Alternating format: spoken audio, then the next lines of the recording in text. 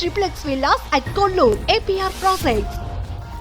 Comment ఉంది sir మీ మీద ఈరోజు టీడీపీకి మీరు వచ్చిన మైలవరము, కొండపల్లి, ఇబ్రహీంపట్నం ఈ 3 ప్రాంతాల్లో కొండపల్లి ఇబ్రహీంపట్నం అనేది ఒక మున్సిపాలిటీ అండి. ఇబ్రహీంపట్నం కొండపల్లి ఏరియాలలో అప్పట్లో కొంతమందిని అంటే మీ వాళ్ళ పేర్లపైన మీరు కాంట్రాక్ట్ వర్కులు చేయించారు, బిల్లులు ఇంకా రాలేదు, బట్ అయితే వాళ్ళు ఇప్పటికీ వైసీపీలోనే ఉన్నారు, మీరేమో టీడీపీలోకి వచ్చారు అని అంటున్నారు.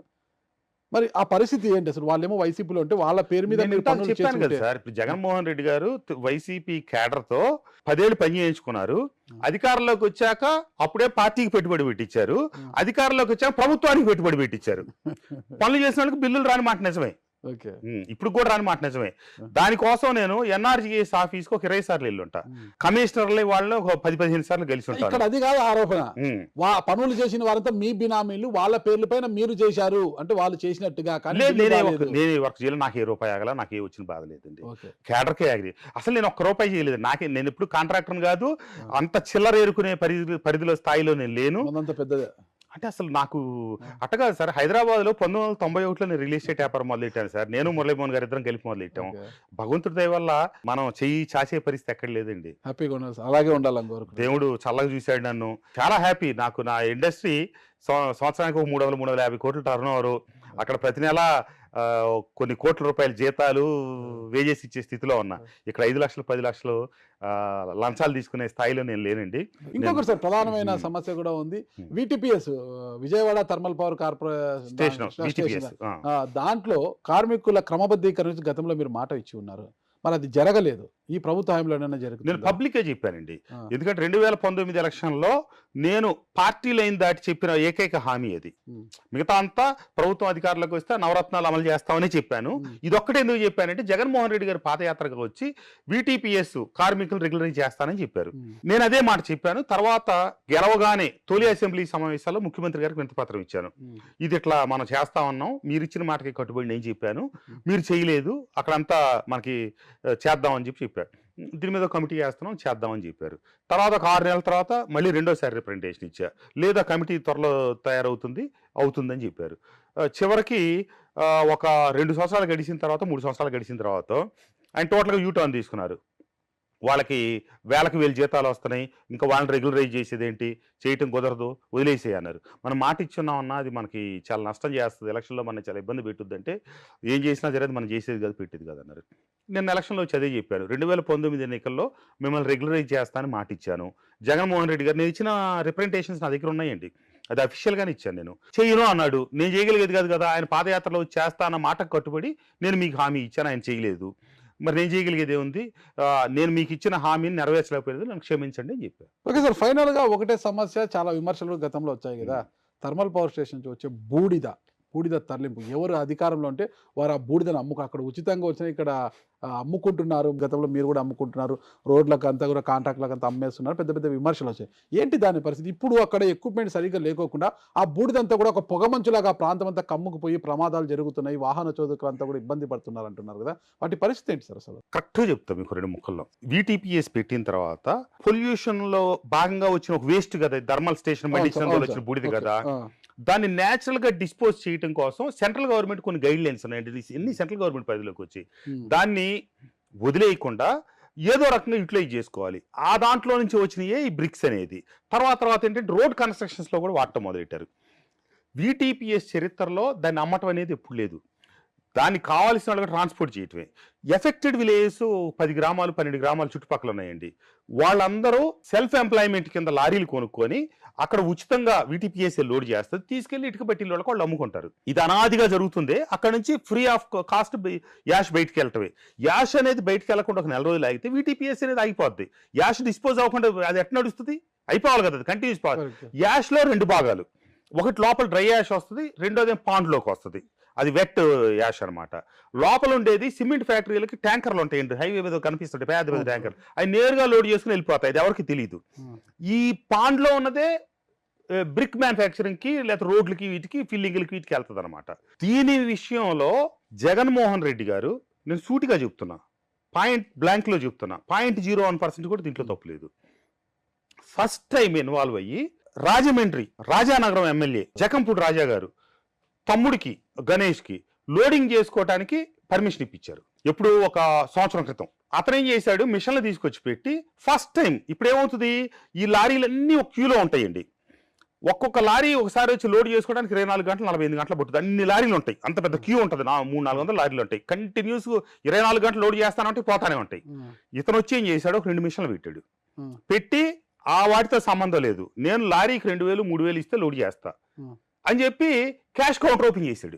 అది లోడ్ చేయటం అతనికి ఎందుకు ఇచ్చారు, ఎలక్షన్లో ఖర్చు పెట్టేసి ఆర్థికంగా నష్టపోయాడు, నేను ఫైనాన్షియల్గా ఇబ్బందిగా ఉన్నానని చెప్పి చెప్తే వాళ్ళ కుటుంబానికి ఇక్కడ ఈ ఏర్పాటు అసలు VTPS పుట్టిన తర్వాత రూపాయి తీసుకొని లోడింగ్ చేయటం అనే ప్రాసెస్ ఫస్ట్ టైం అక్కడ స్టార్ట్ అయింది 1 year బ్యాక్. నేను ఎమ్మటే గొడవ స్టార్ట్ అయిపోయింది. అది ఇప్పుడు ఎఫెక్టెడ్ విలేజెస్ వాళ్ళు ఇప్పుడు ఆ క్యూలో ఉండే లారీలో ఉంటారు కదా, వాళ్ళ తొందరగా వ్యాపారం చేసుకుని అనుకున్న వాళ్ళు ఏం చేశారు, ఇక్కడ వచ్చి పోసుకో డబ్బుతో కొంటాం తీసిపెట్టి అక్కడక్కడ తిప్పుతున్నారు. క్యూలో ఫ్రీగా పోసుకునే అనాదిగా 40 ఏళ్ళ నుంచి ఉన్న వాళ్ళు లోడింగ్ కావట్లా వాళ్ళకి, ఇక లేకపోతే వీళ్ళకి కొంటలా ఎవరు ఇస్తే వాళ్ళకి వెళ్ళగాని ఎక్కడో ఉన్న తూర్పుగోదావరి జిల్లా రాజానగరం క్యాండిడేట్ కూడా ముఖ్యమంత్రి గారి నిర్ణయం. సరే ఇంకా ఇక్కడ ఉంది కొంత చెప్తా, మీరు చేసుకోండి. నేను ఈ విషయాన్ని పెద్దిరెడ్డి గారి దృష్టిలో పెట్టాను. సార్ అసలు VTPS చరిత్రలో ఎప్పుడు ఇది ఇట్లా ఈ అమ్మకాలు కొనుగోళ్ళు అనేది లేదు, ఫస్ట్ టైం ఇట్లా పెట్టడం, నా నియోజకవర్గంలో పెట్టడం, దాదాపుగా 55,000 ఓటర్లు ఉన్నటువంటి VTPS ఇబ్రహీంపట్నంలో పెట్టడం నాకు చాలా ఇబ్బంది, వాళ్ళు పెట్టారు కదా అని చెప్పి ఘాటికాడు నక్కలా కాసు కూర్చున్న జోగి రమేష్ ఉన్నాడు, తను పెట్టాడు మిషన్లు తీసుకొచ్చి. ఈ సందులో అని చెప్పి వీళ్ళు పెట్టారు కదా అని చెప్పి ఇంకెవడో రికమెండ్ చేయించుకొని ఇంకొకటి పెట్టాడు, పెద్దిరెడ్డి గారికి సంబంధించిన ఎవరో మనుషులు అట్టుకుంది. ఇట్లా వాళ్ళు కలిసి ఒక 60 మిషన్లు గెలిచిపోయినాయండి. నేను పెద్దిరెడ్డి గారికి కంప్లైంట్ చేస్తే పెద్దిరెడ్డి గారు నువ్వు మిథున్తో మాట్లాడన్నారు. నేను మిథున్ రెడ్డి గారితో మాట్లాడాను. అన్న ఇది నాకు చాలా రాజకీయంగా నష్టం, వీళ్ళు ఏం చేయటం మొదలెట్టారు, ఇక సొంత చేతిలో మిషన్లు ఉన్నాయి కదా లోడ్ చేయటం. జోగి రమేష్ వాళ్ళు ఇబ్రహీంపట్నం చుట్టూ ఎక్కడ ఖాళీ స్థలం దొరికితే అక్కడ కుప్పలు పోసి పెట్టి వాటిని మళ్ళీ కొద్దిగా అక్కడ టైట్ అయినప్పుడు ఇక్కడ మళ్ళీ ఇంకెక్కువ రేటుకి అమ్మటం మొదలెట్టారు. ఇదేమవుతుంది, తడిది తీసుకొచ్చి అక్కడ పోస్తే ఒక వారానికి ఆరిపోయి గాలి వచ్చినప్పుడు దుమ్ము లేగుస్తూ ఉంది. రోడ్డు మీద వెళ్ళేదంతా పడి గాలికి ఇదంతా రోడ్డు మీద దుమ్ము లేగుస్తుంది. మీరు ఇందాక అన్నారు కదా అంతా డస్టీగా అయిందని, అట్లా డస్టీ కండిషన్స్ వచ్చినాయి. నేను పెద్దిరెడ్డి గారికి చెప్పాను, అప్పుడు మిథున్ రెడ్డి గారితో మాట్లాడితే ఆయన ఒకటే చెప్పారు, ఒక్క జక్కంపూడి రాజాకి ఇవ్వమని ముఖ్యమంత్రి గారు చెప్పారు, దాన్ని అయితే నేను ఆపలేనన్నా, అదైతే నడవాల్సిందే, మిగతా ఏమైతే ఉన్నాయో అన్నీ మీరు మూపించండి అని చెప్పారండి. అయ్యే ఉన్నాయి వద్దని, వాటి విషయంలో బట్టి నేనేం చేయలేనని చెప్పారు. అయ్యి ఆపపోతే వీళ్ళు ఆపరని చెప్పి ఈ విషయాన్ని వెళ్ళి నేను ధనుంజయ రెడ్డి గారికి చెప్పాను, మిగతా నాయకులకు కూడా చెప్పాను. నేను ఎవరూ పట్టించుకోవాలా. ఇక అదంతా చాలా వికృతంగా మారిపోయింది. ఎలక్షన్ మొన్న ప్రాసెస్ జరుగుతుంది చూసారా, ఇది నోటిఫికేషన్ కూడా వచ్చింది, ప్రచారం కూడా మొదలైంది. అప్పుడు దాకా జోగి రమేష్ అమ్ముతానే ఉన్నాడు. ఆ మధ్యలో ఇక నేను మా తెలుగుదేశం నాయకులు వెళ్ళి సీఈతో కొట్లాడితే సీఈతో నేను ఫోన్ చేసి ఒకటి మాట్లాడాయండి, VTPS 40 ఏళ్ల చరిత్రలో ఇంత జుగుప్సాకరమైనటువంటి వ్యవహారం ఇప్పుడు జరగలేదు సీఈ గారు, మీరు కాల్ రికార్డు కూడా చేసుకోవచ్చండి. మీకు నేను ఎన్నిసార్లు ఫోన్ చేశాను, జోగి రమేష్ ఎన్నిసార్లు ఫోన్ చేశాడని, నేను లోకల్ ఎమ్మెల్యేని, నేను ఆపమంటే మీరు ఆపట్లేదు అంటే ఆయన ఊరుకోవట్లేదు సార్, మినిస్టర్ కదా. ఇక చివరిలో వాళ్ళందరూ కూడా పోయారండి, జోగి రమేష్ ఒక్కడే అమ్మటం మొదలెట్టాడు. జక్కంపూడి గణేష్ కూడా వెళ్ళిపోయారా, చివరి 4 రోజులు వెళ్ళిపోయినట్టున్నాడు, చివరి 1-2 నెలలు వెళ్ళిపోయినట్టున్నాడు. జోగి రమేష్ మటుకు ఎలక్షన్ ప్రచారం జరుగుతుంది కదా, అది జరిగి ఆల్మోస్ట్ పోలింగ్ అయ్యే వరకు నడుస్తూనే ఉంది, పోలింగ్ అయ్యాక ఆపాం. ఇప్పుడు ఆ క్యాష్ మిషన్లు అన్ని లాగి బయటపడేసామండి. మొత్తం ఇప్పుడు మళ్ళీ లేదు, అంత ఫ్రీ లోడింగ్. మీ ప్రభుత్వం మీరు అధికారంలోకి వచ్చారు కదా, ఇప్పుడు మళ్ళీ మీరేమైనా పెడతారు మిషన్లు? సార్ నా 4 సంవత్సరాల పీరియడ్ కూడా లేదు సార్, చివరి సంవత్సరం పీరియడే ఇది ప్రాసెస్. ఇప్పుడు అధికారంలో వాళ్ళు చేశారు కదా, మనం లేదండి, అది జరగదు. కొంతమంది మా నాయకులకి ఆలోచనలు ఉండొచ్చేమో. ఇప్పుడు నాకు ఇంకో సమస్య మొదలైంది. ఇప్పుడు అట్లా చివరి 14 నెలలు 15 నెలలు వాళ్ళు అమ్మారు కదా, ఎక్కడెక్కడో మంత్రుల దగ్గరికి, ఎక్కడెక్కడ ఎమ్మెల్యేల దగ్గరికి వెళ్తాం, ఈ లోతులు వాళ్ళందరికి తెలియవు ఇట్లా అనుకోని. అప్పుడు మిషన్లు పెట్టారు కదా, మేము మిషన్లు పెడతామని ఎమ్మడబడుతున్నారు. ఇప్పుడు నేను తలపొట్టు కూర్చున్నా, వాళ్ళకేమో వెళ్ళి ఇప్పుడు విషయాలు చెప్పుకోవటం ఏమవుతుంది, వెళ్ళి మేము మిషన్ పెట్టుకుంటామని అడుగుతున్నారు పైన ఎక్కడో. వాళ్ళు ఏమంటే సీఈకి ఫోన్ చేసి మిషన్ పర్మిషన్ ఇవ్వండి అని చెప్తున్నారు. వీళ్ళేమో క్యాష్ వసూలు చేసేది వీళ్ళు అనుకుంటున్నారు, వాళ్ళు అనుకుంటున్నారు ఫ్రీగా లోడింగ్ చేయడానికి మిషన్ పెట్టుకుంటారేమో వాళ్ళు అనుకుంటున్నారు. ఇదంతా ఒక చికాకు వాతావరణం వచ్చింది. ఇప్పుడు మీరు ఉమా గారు ఒక వర్గంగా ఉన్నారు ఇక్కడ, మరి ఆ వర్గం ఏంటంటే నాకు తెలిసి అంత పార్టీయే. దేవినేని తరపున వెళ్ళి అక్కడ మిషన్ పెడితే ఏం చేస్తారు మీరు? అది సాధ్యపడే విషయం కాదండి. నేను ఏమంటే లోకేష్ బాబు గారి దృష్టిలో పెడతాను. అది పెడితే మళ్ళీ ఇప్పుడు అక్కడ అంతా పొల్యూషన్ ప్రాబ్లం వచ్చేస్తుందండి. ఓకే. అక్కడ ఇప్పుడు వాళ్ళు ఒక రకంగా చెప్పాలంటే పేరుకి పరిశ్రమ వస్తుంది అనుకోని భూములు ఇచ్చారు. అప్పుడు ఎంత అండి 5,000 10,000కి ఇచ్చారు భూములు మొత్తం. 5,000 10,000 లోపే వందల ఎకరాలు ఇచ్చేశారు. మా ప్రాంతానికి పరిశ్రమ వస్తే ఉద్యోగాలు వస్తాయని కొంతమంది వాళ్ళ కుటుంబాల నుంచి ఉద్యోగస్తులు తీసుకున్నారు. కానీ దీర్ఘకాలికంగా ఏం జరిగిందంటే 80 ఏళ్ళు బతికేవాళ్ళు 70 ఏళ్ళు, 70 ఏళ్ళు బతికేవాళ్ళు 60 ఏళ్ళకి చచ్చిపోయే పరిస్థితి. ఆ ఇబ్రహీంపట్నం చుట్టుపక్కల ఒక 10-15 కిలోమీటర్లు అదే పరిస్థితి. ఓ పక్క వాళ్ళు నానా బాధపడుతుంటే ఆ డస్ట్తో మనం ఏం అవసరం లేదండి. మనం చుట్టుపక్కల కొన్ని గ్రామాలని దూరం నుంచి చూస్తే వీటీపీఎస్సీ కనపడతా ఉంటుంది. ఆ పైప్లోంచి వచ్చే పొగ, ఈ డస్ట్ అసలు ఒక లేయర్ అండి. మనం అక్కడ కారు పెట్టి వెళ్తే ఒక అరగంట ఆగి వస్తే ఒక లేయర్ ఫామ్ అవుద్ది. ప్రజలు చాలా అవస్థపడతా ఉన్నారండి. దాన్ని వాస్తవాలు వెళ్ళి వాళ్ళకి చెప్తాను, అది మంచి పద్ధతి కాదు. మనం దానివల్ల ఇంకా ప్రజలు చేస్తాను అంటారు. సమస్య. Okay sir.